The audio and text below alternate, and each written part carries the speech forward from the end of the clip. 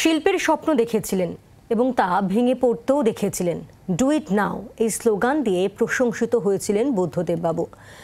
কিন্তু তারপরেও আমরা ওরা বিভাজনের তত্ত্বে প্রবলভাবে সমালোচনার মুখেও পড়তে হয়েছিল তাকে।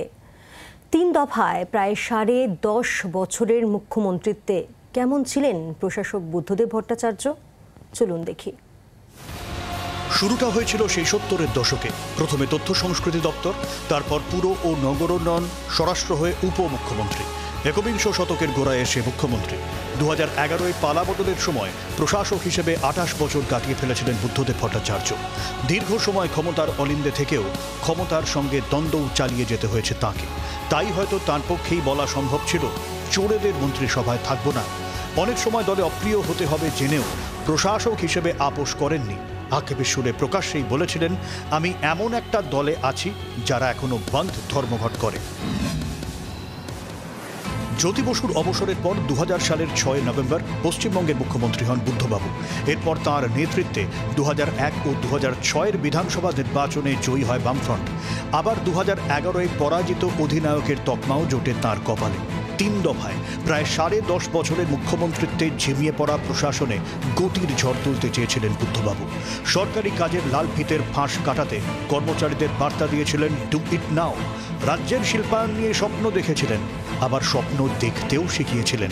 বাংলার শিক্ষিত যুব সমাজকে চাকরির খোঁজে যাতে দেশে বিদেশে ছুটতে না হয় তা নিয়ে ভাবতেন। তাই তো তার মুখে বারবার শোনা যেত, কৃষি আমাদের ভিত্তি, শিল্প আমাদের ভবিষ্যৎ।